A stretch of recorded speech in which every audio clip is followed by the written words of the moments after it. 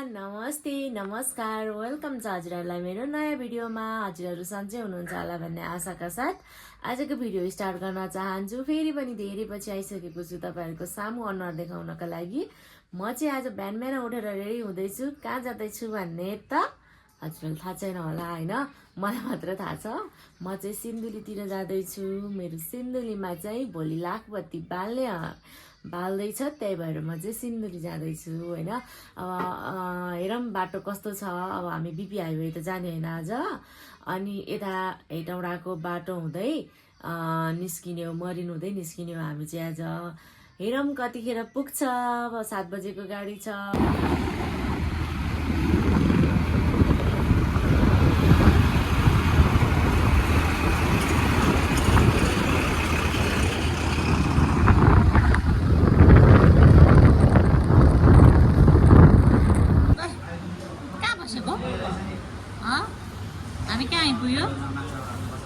सब कहाँ आइपुग्यो हामी?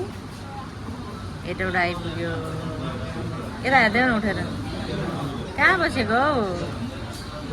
कतिचोटि वाक गर्यो यहाँ आइपुग्दा? गनिरहेछ। कस्तो घाम लाग्यो, मर्ने घाम लाग्यो।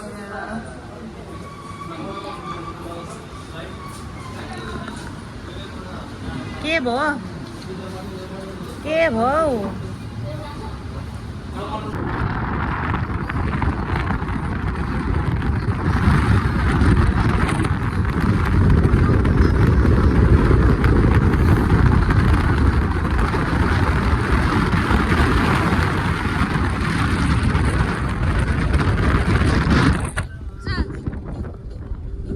वाक गरेको नि तिमीले आज?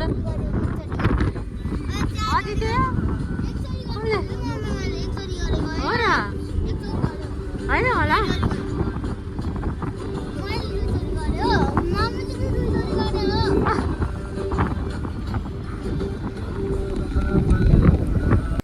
हिँडौँ है, हिँड्न नजाने हो।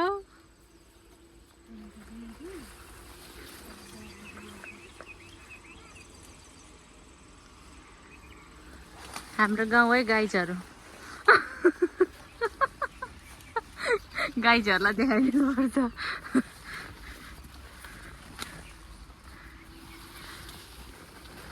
मैले चाहिँ सामान बोकेर हिँड्दैछु, मन्दिरको सामानहरू। अब लेट्स गो। कुशल भिडियो बनाऊ।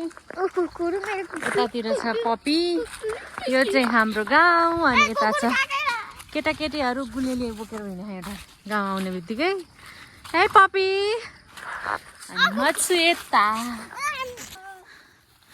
दाजुभाइ यसरी हिँड्छ, एकछिनमै झगडा पर्छ। एउटाले यस्तो कुरा भन्यो भन्ने, अर्कोले एउटा यस्तो कुरा भन्यो भन्ने। यतातिर गोठ। हाम्रो चाहिँ पहिलेको घर यहाँ थियो है साथीहरू। त्यहाँ माथि टोइलेट देखाएको छ नि, ऊ त्यहाँनिर थियो हाम्रो पहिलेको घर चाहिँ। अनि त्यहाँनिर चाहिँ भुइँचालोले भत्काइदिएपछि तल सरेको हामी चाहिँ। पहिलेको हामी जन्मेको घर भनेको चाहिँ यहाँ माथि है। गाईचहरू हेर्नु होला, राम्रो छ ठाउँ। अलिबाट टाइम मिलेछ भने आएर देखाउँला। म चाहिँ अहिले अर्कै ठाउँतिर हिँडेको नि त, त्यही भएर। अनि यतातिर छ अलिकति स्यास्या भएको छ, सास फेर्न गाह्रो भइसक्यो। उकालो हिँड्नुपर्छ नि त, त्यही भएर यस्तो सामान बोकेर हिँडेको छु क्या मैले चाहिँ मन्दिरको लागि। हिँड न अगाडि, हिँड अगाडि, भाइसँग हिँड न दाजुभाइ। ल मेरो भिडियो बनाऊ नि त त्यसो भने। ल मम्मीको भिडियो बनाऊ। दाजुभाइ कुदे अगाडि, अलिकति स्यास्या हुनसक्छ, यसको कुरामा चाहिँ माइन्ड नगरिदिनु होला। म मेरो मन्दिर पनि देखाउने छु। हाम्रो मन्दिर हरियाली छ क्या अहिले चाहिँ। हरियाली भएकोले गर्दाखेरि एकदमै राम्रो भएको गाउँहरू। काम लागेको छ, अनि गाडाङगुडुङ पनि गरेको छ क्या, त्यही भएर घाम लागेको छ, गाडाङगुडुङ पनि गरेको छ। हामी पनि आज बिजोकले आइपुग्यो साथीहरू, किनभने अब बिहान खाली पेटमा हिँडेको, बान्ता गर्दा गर्दा आइपुगेँ म पनि। टाउको त दुखिरहेछ, त्यही पनि अब काम भएर आइसकेपछि कामतिर हिँड्नुपर्छ, त्यही भएर हो। बाँसै बाँस रहेछ यहाँ चाहिँ, यहीँबाट लग्यो होला। हाम्रो घर पछाडिको बाँसको झ्याङ्गे हो अनि यो हाम्रो गाउँ हो। उता पर चाहिँ स्कुल जङ्गलै छ क्या। यत्र यत्र घर बनिसक्यो। पहिले पहिले थिएन, अहिले चाहिँ कत्रो कत्रो घर बनिसक्यो। अनि म चाहिँ हिँड्दैछु साथीहरू। गाह्रो हुने, गाउँमा नबसेको अब 8-9 वर्ष भइसक्यो। त्यही भएर अलिकति सकस हुन्छ हिँड्नलाई, नत्र त गाउँ नै रमाइलो हुन्छ। एकान्त ठाउँ नै प्यारो हुन्छ हाम्रो लागि चाहिँ। यस्तैमा हुर्केर होला, यस्तै रमाइलो लाग्छ मलाई चाहिँ। हो हल्ला भन्दा पनि उहाँ आइसक्यो तिनीहरू। रमाइलो छ नि त साथीहरू, मेरो गाउँ गुडुङ गुडुङ गरेको छ। गाउँमा त सबै बुढा र बुढीभन्दा बाहेक कोही पनि छैन के। त्यही भएर नौलो लाग्छ। घरहरू पनि ठुल्ठुलो बनिसक्यो, रोडहरू पनि बढ्दैछ, अनौठो लाग्छ। मन्दिर चाहिँ आइपुग्न लागेँ म। गुलेली किन बोकेर हिँड्ने? ल हानेर देखा एकचोटि, देखा छिटो देखा।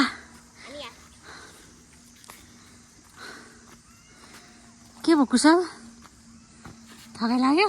कसलाई हान्ला त? अहिले तन्काएर हान्ने हो नि त। त्यसरी अलिकति हालेर त्यो चराइ मर्दैन नि त। यो छ हाम्रो डक पापी। ए कहाँ खेलेर आइस माटैमा त। मन्दिर आइपुग्न लागेँ म चाहिँ। मन्दिर बेबी हाई एभ्रिवान भन्नु त। मन्दिर चाहिँ आइपुग्न लागिसकेँ म। एकछिन मन्दिर आएपछि देख। यो चाहिँ मन्दिर हो हाम्रो।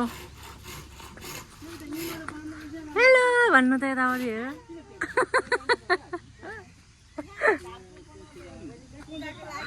पूजाको लागि तयारी हुँदैछ। हाम्रो लाखपति चाहिँ मन्दिरमा हो क्या बाल्ने, त्यही भएर हो साथीहरू। गाइजहरू आयो। तिमीहरू दुइटा चाहिँ के गफ गर्न थालेको? के गफ है दुइटाको? आमामा के हो? हेलो भन। हजुर योभन्दा तिमीहरू कति राम्रो हुनु पर्यो त। काम गर्न मान्छे काम गर्नु छैन। ओहो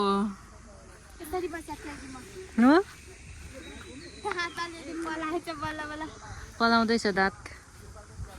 तिमीहरूलाई गाउँ कस्तो लाग्यो? नराम्रो? राम्रो राम्रो लाग्यो नि तँलाई? किन किन? केले टोक्दियो? खुचिङ पर्यो। धेरै चकचक गरेपछि यस्तै हो बे। यस्तै हो सानोहरू। हामी चाहिँ मन्दिरबाट हाई के नाटक नि हाई हाई। भोलि लाखबत्ती बाल्ने मन्दिर यही हो। यहाँ चाहिँ भोलि पानी पर्ने सम्भावना हुने भएकोले यहाँनिर पुरै तिरपाल हालिरहेछ। कालो छ है तिरपाल चाहिँ, फेरि सेतो तिरपाल हो तर कालो भएको फोहोरले। यतातिर सबैजना हुनुहुन्छ। अनि भोलि रमाइलो हुन्छ गाइस, आउनु। को आउन मन लागेछ आउनु होला। मेरो निकालिदिन्छु म होइन। यता हेर्नु यता। ओइ बन्टे यता। ओइ बन्टे उठ्यो आदित्यलाई भने। मोटी ढाक्सी पहिला कस्तो स्लिम थियो नि यार। यो भयो। हामी चाहिँ यसो मन्दिरमा के हुँदैछ भनेर हेर्न आएको थियो। हेरिएर घरतिर फर्किँदैछौँ। अब घर गएर खानासाना बनाउनु पर्यो, खानु पर्यो, थकाइ लागेको छ, सुत्नु पर्यो, बिहान फेरि छिट्टै उठ्नु पर्यो। अहिले फेरि आँप पनि खान जानुपर्छ। तपाईँहरूलाई म देखाउने छु।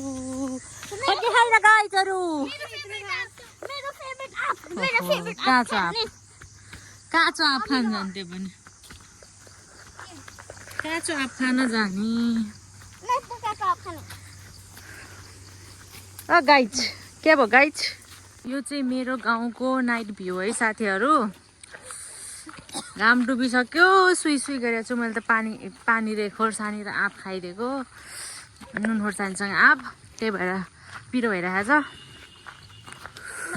त्यो हाम्रो गाउँ। छोरो हिँड्दैछ, हामी चाहिँ यता हिँड्दैछु। ओके साथीहरू, हजुरहरूलाई आजको भिडियो कस्तो लाग्छ, जस्तो लाग्छ त्यस्तै हेरेर प्रतिक्रिया चाहिँ दिनु होला होइन। धेरै लामो भिडियो चाहिँ बनेको छैन, छोटो मात्र बनेको छ। सुरुमा यस्तै हो, भिडियो नबनाएको धेरै भइसक्यो, त्यही भएर आजको लागि चाहिँ भिडियो यहीँ नै इन्ड गर्न चाहन्छु। भोलिको भिडियोमा हजुरहरूले अरू कुराहरू चाहिँ देख्न पाउनुहुनेछ। भोलि पूजा हुँदैछ, के कस्तो हुनेछ देख्न सक्नुहुन्छ हजुरहरूले होइन। त्यसको लागि पार्ट 2 को लागि रेडी हुनु होला भन्दैछ बाबुले यहाँनिर। अब भोलि भेट्नेछौँ।